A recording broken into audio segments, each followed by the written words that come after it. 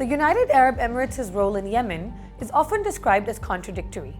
Formally aligned with Saudi Arabia and the internationally recognized Yemeni government, yet operating on the ground in ways that deepen fragmentation rather than restore unity.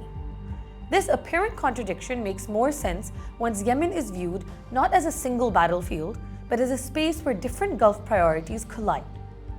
While Saudi Arabia has gradually moved toward de-escalation and coexistence with the Houthis to secure the southern border, the UAE has pursued a narrower, more strategic agenda focused on maritime control, local proxies, and long-term leverage in southern Yemen. For Abu Dhabi, Yemen is less about Sana'a and more about the sea. The country's geography places it along the Bab el-Mandeb Strait, a choke point vital to global trade and energy flows.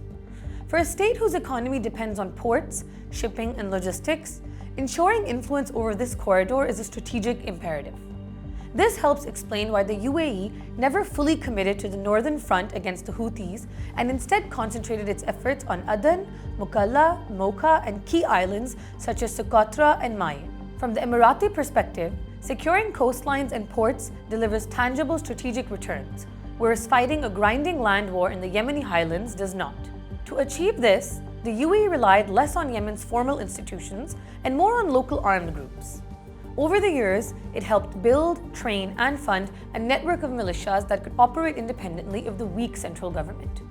Forces such as the Security Belt in Aden, the Hadrami and Shabwani elite units in eastern governorates, and later the Giants brigades along the Red Sea coast became the backbone of Emirati influence. These groups were not only trained by Emirati officers, but were also paid directly, often receiving regular monthly salaries that were more reliable than those offered by the Yemeni state. This financial consistency mattered in a war economy, where loyalty often follows the paycheck. Arms and equipment reinforced these relationships. UN expert reports and open-source investigations have documented the presence of UAE-origin armored vehicles, modern small arms, heavy machine guns, and secure communication systems in the hands of these forces. Training programs emphasize counterterrorism, coastal defense, and urban security rather than integration into a national army.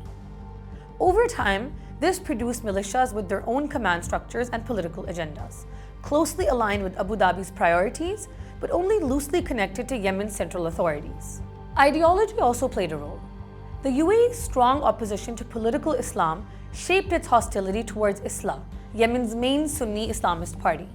Although Islah has been a key part of the anti-Houthi camp and maintains pragmatic ties with Saudi Arabia, Abu Dhabi views it through the lens of the Muslim Brotherhood. Supporting the Southern Transitional Council, which advocates Southern autonomy or independence and is explicitly anti-Islah, allowed the UAE to counter Islamist influence while tapping into long-standing Southern grievances. Those grievances are real and deep. Yemen's civil war is not simply a contest between the Houthis and the government. It is a layered conflict shaped by history, identity, and regional inequality. Many in the South still view unification in 1990 and the aftermath of the 1994 Civil War as a form of northern domination. The STC has mobilized these sentiments effectively, but it does not represent all Southerners. Regions like Hadramaut and Al-Mahra have distinct identities and interests, and they have often resisted being pulled under Aden-based authority. These internal divisions have made Yemen especially vulnerable to external influence. This is where Saudi Arabia's concerns come into focus. For Riyadh, Yemen is a core national security issue. It shares a long and porous border with the country and has absorbed years of missile and drone attacks from the Houthis. Stability, even if imperfect, is now more important than outright victory. Saudi Arabia's shift towards negotiation reflects fatigue with the war and a desire to secure its border rather than reshape Yemen's internal politics. As long as the UAE's activities remain informal and geographically limited, Saudi Arabia has tolerated them. De facto control over ports, islands, and southern security structures can coexist with Riyadh's diplomatic track so long as Yemen remains formally unified. Problems arise when Emirati-backed actors push toward outright secession or expand aggressively into areas like Hadramaut, where Saudi influence runs deep. At that point, fragmentation stops being a manageable inconvenience and starts looking like a direct challenge to Saudi security interests. This tension defines the limits of Emirati ambition in Yemen.